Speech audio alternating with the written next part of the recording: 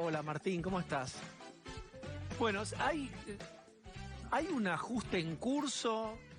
¿De qué talle es? ¿Cuán en serio va? Con Sergio Massa. Bueno, hasta ahora lo que vemos son dos cosas.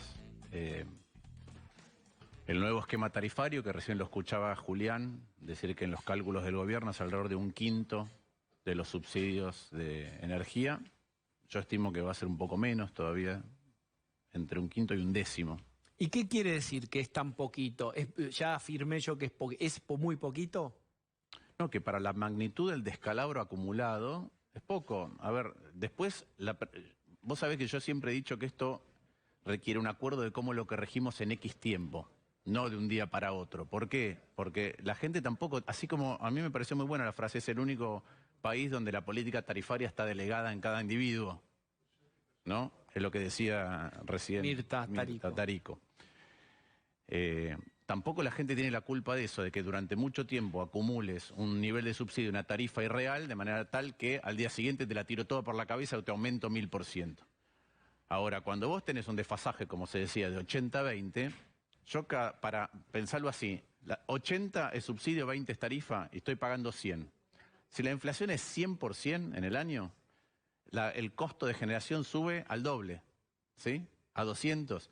A menos que yo suba las tarifas más que la inflación, el monto de subsidio en términos reales continúa igual. Sí. Entonces, ¿qué quiero decir con esto? Que a menos que vos sientes una regla de que vamos todos juntos a caminar en esa dirección, siempre tenés este problema y nunca lo tenés resuelto. Entonces, durante un montón de tiempo acumulaste este desfasaje, producto de, como se explicaba, de una política que el kirchnerismo tuvo durante mucho tiempo. Bueno, ahora hay que ir corrigiendo ese desfasaje de una manera acordada. ¿Esto basta? No, el año que viene van a volver a aumentar las tarifas. Esa es una parte del ajuste. Ahora, ¿cuánto del ajuste está recayendo otra vez sobre el sector privado, sobre las familias? Por ahora, todo. ¿Por qué? Porque por otro lado yo escucho, vamos a congelar la planta. ¿Sabes cuánta gente entró en el último año y 8 meses al Estado? 135.000 personas. Repetí de cuándo a cuándo, De diciembre del 2020 hasta hoy entraron 135.000 personas al Estado. Y la pregunta es, ¿están brindándonos algún bien y servicio a los ciudadanos? Es decir, tuvimos una necesidad de tener más médicos y enfermeras porque hubo un problema de salud. Tuvimos que decidir que necesitábamos más docentes para recuperar la pérdida que tuvimos educativa por estar encerrados. ¿Tuvimos un conflicto bélico? No, ¿por qué hay 135.000 personas más? ¿Qué nos están brindando? La respuesta es nada. Lo veo al presidente inaugurando con Massa tramos de trenes, ¿no? Tramos cortos de trenes, que cuesta hacerlo, el boleto va a costar la quinta o la cuarta parte de lo que cuesta hacer el mismo tramo en colectivo, que tarda una cantidad desorbitada de tiempo, y ya reinauguraron dos, cuando Trenes Argentinos es el principal empleador del país y tiene entre 1.000 y 1.200 millones de dólares anuales de déficit. Entonces, yo no veo, más allá de anuncios, no veo una conciencia clara de qué es lo que hay que reconducir en términos de cómo gasta el Estado en la Argentina. No lo veo. Si alguien te dijera, bueno, tal vez el plan es llegar y entregar las llaves para hacer un ajuste en serio al próximo gobierno y que sus votantes y la población en general diga qué le parece esa cirugía mayor. Aunque yo creo que esa es la intención. La pregunta es, como decía Nelson antes, si están dadas las condiciones para que, dada la incertidumbre que hay, dado el desorden de los pesos, el desorden de la falta de dólares, si es posible hacer eso. Por eso, llega con este pack de medidas. La verdad que ninguna... Yo siempre digo lo mismo, perdón que diga una mala palabra, pero siempre el ideograma chino, dicen que en el ideograma chino oportunidad y crisis son lo mismo. Yo digo, no, las crisis son un desastre, iba a decir otra cosa. ¿Por qué? Porque las crisis son un país que crece poco y que cuando tiene crisis reparte peor, es un país donde aumenta la pobreza y aumenta la desigualdad. Eso es lo que hemos tenido en los últimos 50 años en Argentina. Entonces, la verdad que ojalá lleguen, pero ojalá lleguen haciendo las cosas que hay que hacer para poder seguir un curso donde Argentina vuelva a retomar un sendero de crecimiento. No veo que esa sea la intención, veo que hay una intención política y no una verdadera ganas de acomodar las cosas que Argentina tiene que acomodar para crecer. Y eso se ve, además, en los discursos.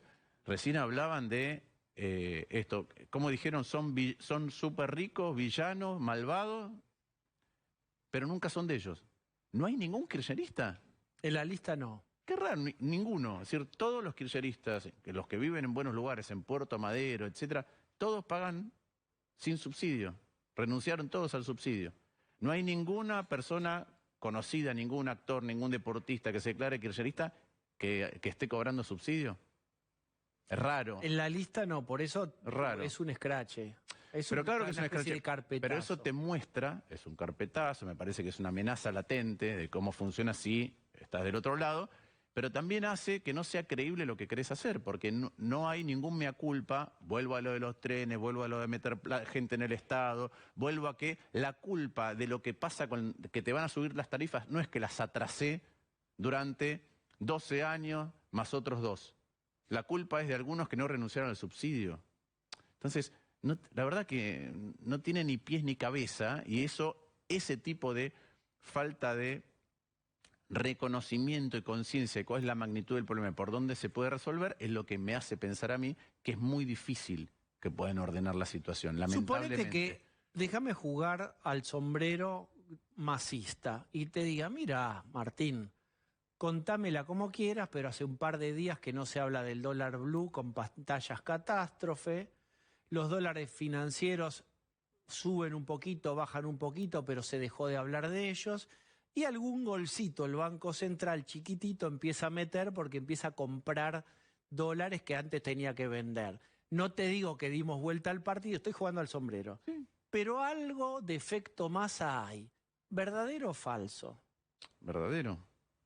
Porque Massa tiene un ejercicio político y una vinculación con muchos actores del sector privado de conocimientos, cercanos a esos actores del sector privado, que creo que ha creado un vínculo de confianza para hacer algunas cosas. Por ejemplo, para entender el canje de deuda.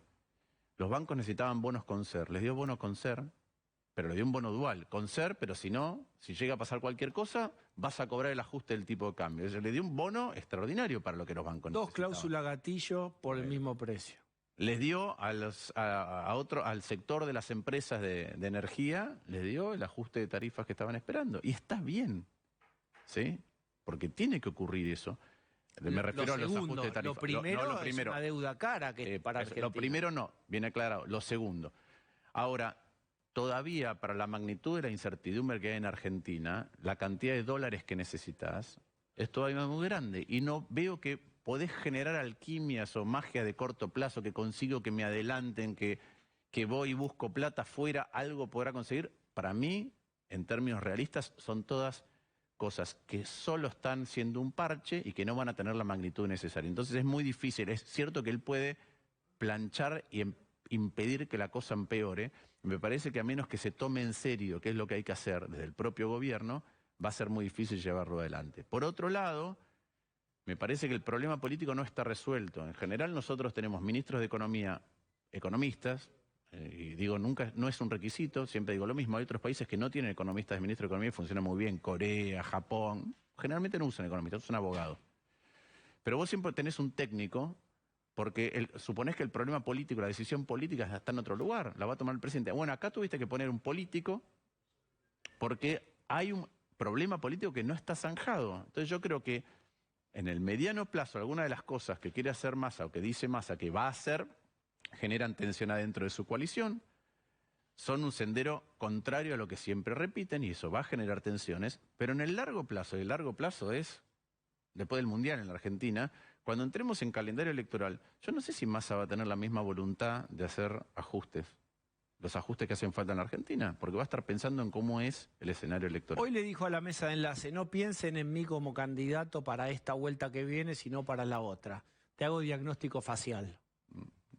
No sé, eso. ¿Vos lo viste? Vos sos el psicólogo. No sé qué podés decir. No sé, pero ¿por qué crees que necesita contar eso?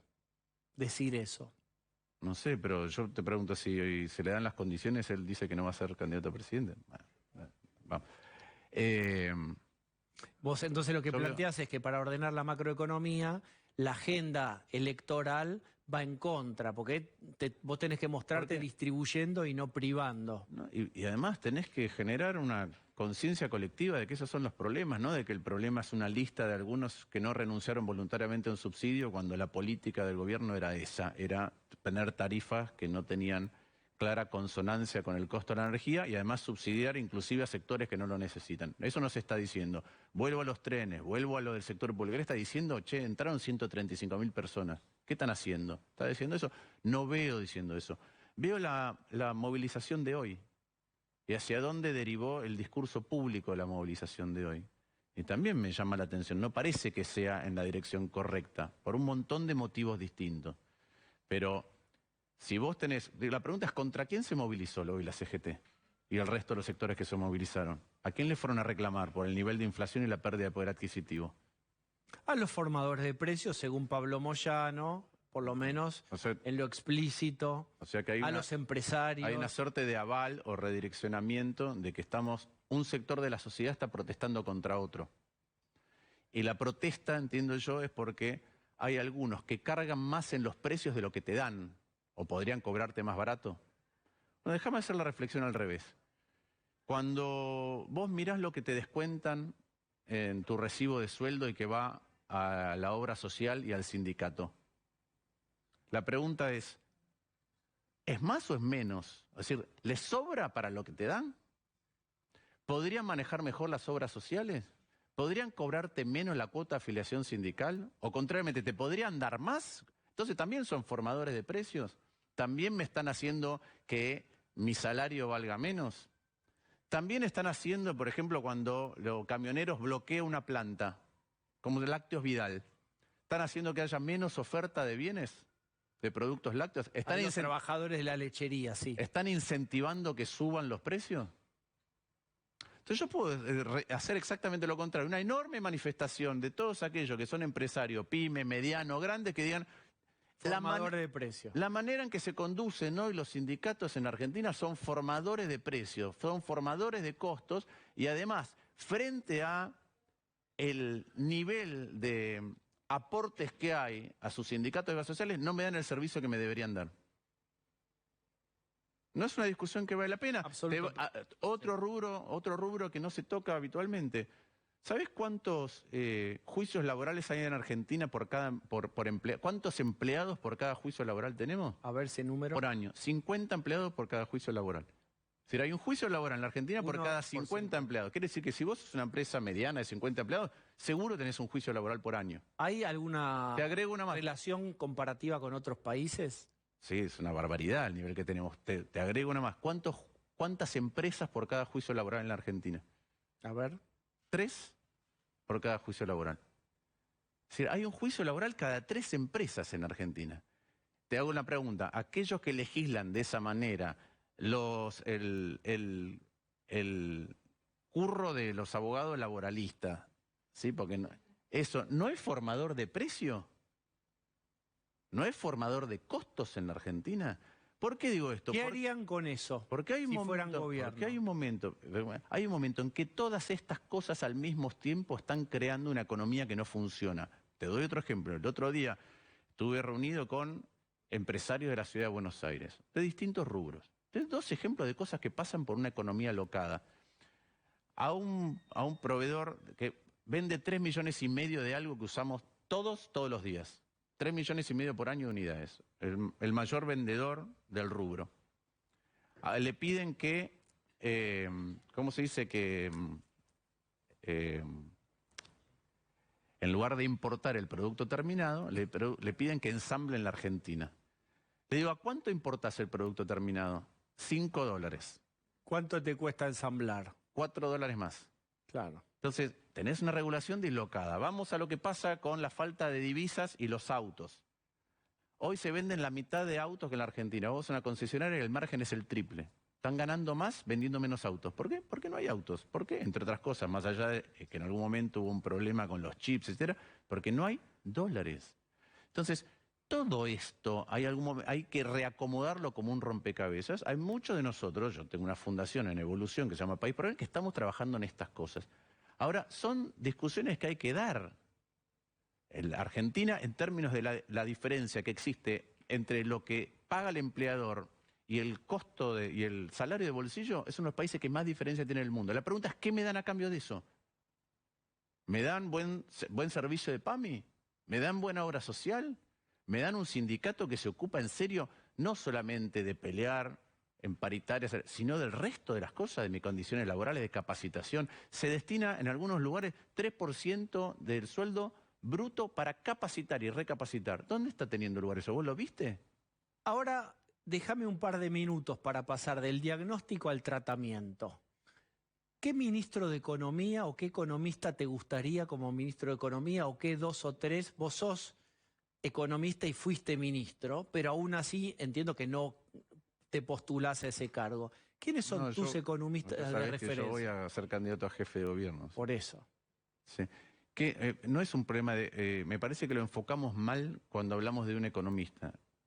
El diagnóstico que te estoy diciendo yo es que el Estado en un montón de rubros está mal administrado. No es solamente si es caro o no, es caro para lo que nos da. Y vos estás todo el tiempo tratando de exportar ese Estado. Indirectamente, cada vez que producís un bien, detrás está el Estado.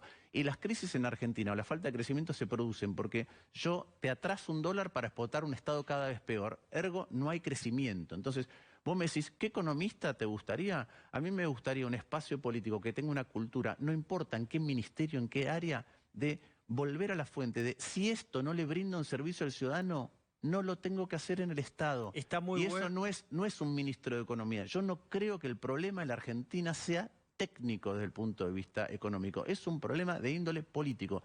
Economistas en Argentina, bueno, tenemos a patadas del mismo nivel que en el resto del mundo. Horacio Rodríguez Larreta, ¿está cerca de esta definición conceptual o de este grupo de ideas que acabas de enunciar? Yo creo que Juntos por el Cambio está debatiendo esto. Yo creo que en un montón de rubros está, en un montón de lugares distintos, veo dilapidación de recursos. Y lo he dicho también, hay ciertas cosas de la ciudad que así como resuelve infinitamente mejor que otros lugares un montón de problemáticas, hay rubros del gasto que los enfocaría distinto. Y es una discusión que hay que dar, y Horacio la sabe. Y lo debatimos de vez en cuando. Entonces, yo creo eso. Creo que esto es una cultura que nosotros tenemos que crear. A mí me tocó ser embajador en Estados Unidos. Yo bajé 35% los gastos en dólares en la embajada. ¿Alguien me pidió eso? No. ¿Por qué lo hice? Junté a los empleados un día y le dije, nosotros tenemos 1 de cada 5 dólares que gastamos en la embajada, o mejor dicho, 1 de cada 5 pesos que se gastan en la Argentina en total, no los tenemos y los pedimos prestados. Y tenemos 30% de pobres. Todo gasto que no sirva para hacer que la Argentina crezca y directa o indirectamente nos ayude a sacar gente de la pobreza, lo voy a cortar. Ergo, yo en la embajada, ¿qué auto tenía? Un Toyota. Era el único embajador que en lugar de andar en auto de alemán ¿Por qué? Porque no me cambia nada en mi función si voy en un Toyota o en un BMW o en un Mercedes-Benz. De la misma manera que cuando Pepe Mujica había una charla, decía, nosotros podríamos tener un avión, ¿no? Como país, podríamos tener un avión. ¿Pero qué compramos? Creo que era un helicóptero sanitario. ¿Por qué? Porque ¿qué sentido tiene que Uruguay tenga un avión si puede tomar vuelos de línea y tardará un poco más? ¿Tenés despacho o oficina propia ahí en Uspallata, el gobierno de la ciudad? Sí, me dieron un despacho que quedó ahí, sí, vacante. ¿Qué significa escenográficamente o conceptualmente que te hayan dado un lugar ahí, siendo que vos vas a ir a correr, digamos, vas a competir contra alguien del PRO seguramente en la ciudad? No, yo pedí un... Vos vas a ir contra Jorge Macri. No voy contra nadie en primer lugar, pero vamos a competir sobre... No sé quiénes serán, yo voy a competir, nuestro espacio va a competir. Estará Quirós, no sé quién más va a estar. Los que estén, digamos. Yo creo que la Ciudad de Buenos Aires va a tener una muy buena oferta electoral. Ahora, ¿qué hicimos? En un momento en que le sacaron la plata a la Ciudad de Buenos Aires, el kirchnerismo, y que había mucha actividad coordinada entre el Senado, los diputados, yo le dije a Horacio que hacía falta que los senadores de la ciudad pudiéramos interactuar rápidamente con algunas cosas de la ciudad. Entonces tenemos un despacho, Guadalupe Tagliaferri y yo, en Uspallata. También es cierto que como somos una coalición política, ¿sí?, en la Ciudad de Buenos Aires y bien amplia, es importante interiorizarse de quiénes son los funcionarios que están haciendo tal o cual cosa, cómo funciona tal programa, qué está funcionando mejor que otras partes. O sea, vos vas por las oficinas y, perdón, abrís y decís, che, hola, ya saben quién soy, cuéntenme qué están haciendo. No, yo invito, así como hay funcionarios que me piden opinión sobre cómo veo la macro, cómo veo la política, cómo veo que funciona el gobierno, qué se puede hacer, hay otros funcionarios que me dicen, queremos hablar con vos de cómo está funcionando este programa. Recién vengo, por ejemplo, de una reunión, pero además con una empresa donde hay un programa que se llama... ya va a venir, no le ya va a no haga venir, fuerza, ahí no viene el haga psicólogo, gracias, no haga fuerza. Pero es acerca de diseñar tu propio videojuego. Y había 30 jóvenes que habían participado de esto y ahora estaba en una suerte de entrenamiento intensivo en una empresa que hace gaming para afuera, ¿sí? Hace juegos. Y esto me lo estaba mostrando un funcionario, estaba de hecho hoy también Horacio. Nada, es un tema, y hay ideas por formación, por de dónde uno viene, por los equipos que construimos de evolución, que las llevamos a la ciudad. No, Yo cuando me ¿vos junto... crees que hay un para cerrar? Vos viste que el pegamento de una coalición, o uno de los pegamentos es la confianza. ¿Armaste un vínculo de confianza con Horacio Rodríguez Larreta? Nos conocemos de hace un montón. Yo no necesito armar ahora un vínculo con nos conocemos de hace 20 años.